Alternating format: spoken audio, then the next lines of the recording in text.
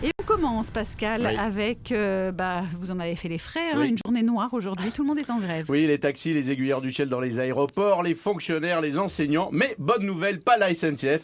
Non, ils veulent faire grève, mais bon, avec les retards, ils répondront à la grève, mais dans 4 jours, il faut le temps que ça arrive, donc préparez-vous. Voilà, vous êtes à la SNCF, vous y travaillez, vous écoutez France Bleu, vous avez raison, on vous aime quand même, et Pascal Atenza n'a rien à voir avec nous. Alors tout le monde se met en grève le même jour, du coup tout se télescope.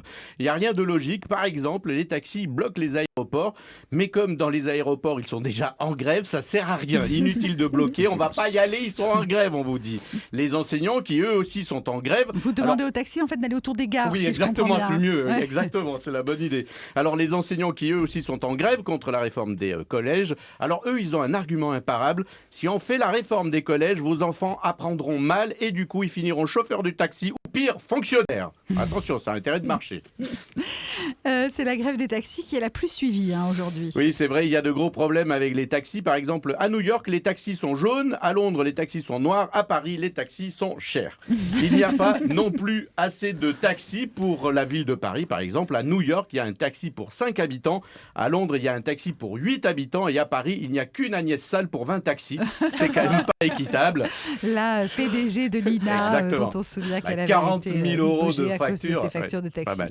C'est vrai qu'à l'étranger, les taxis ont une meilleure image, rien qu'au cinéma. Aux États-Unis, le héros, il sort dans la rue, il trouve un taxi tout de suite et il peut sauver les gens, ça c'est vrai. À Marseille aussi, ils ont une belle image, les taxis. Vous croyez ? Taxi 1, taxi 2, taxi 3. Enfin, le héros, Samina Seri, est toujours en prison quand même. Alors, en France, le héros, il cherche d'abord un taxi qui est libre. Bon, il n'en trouve pas, donc il cherche une station de taxi. Un distributeur de billets parce que, comme par hasard, son terminal de carte bleue ne marche pas. Ensuite, il négocie le chemin le plus court et le temps de faire un détour. Le film, il est fini, il n'a sauvé personne.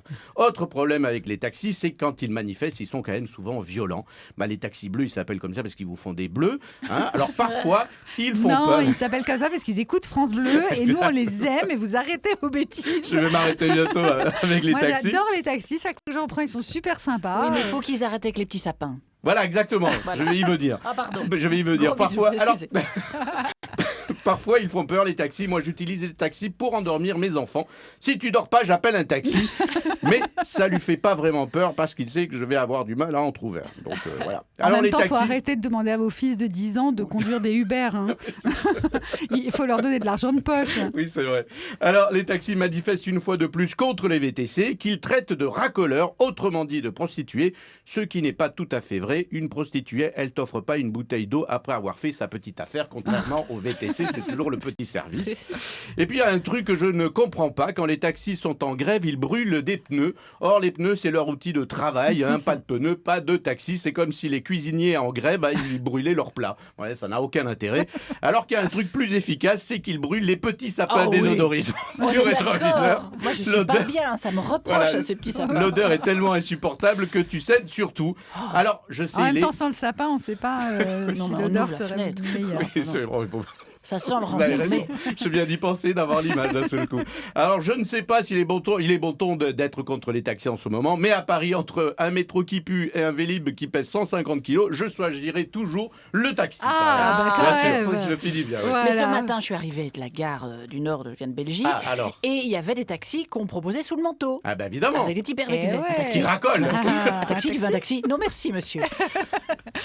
Paris réussi pour la sortie du nouveau single de Renaud dont on va parler dans un instant avec Elodie Hugo. Alors, le et qu'on va écouter. Absolument. Alors le single est sorti à minuit pile, un peu comme la date de la sortie du Beaujolais nouveau. Alors je peux me permettre ce mauvais esprit parce que dans sa chanson il dit lui-même que celui qui n'a jamais titubé me jette la première bière avec beaucoup d'humour. C'est lui qui le dit. Toujours les beaux textes de Renaud. Exactement. C'est génial. Mais en fait aujourd'hui c'est plus grave. Je m'inquiète surtout pour Michel Sardou.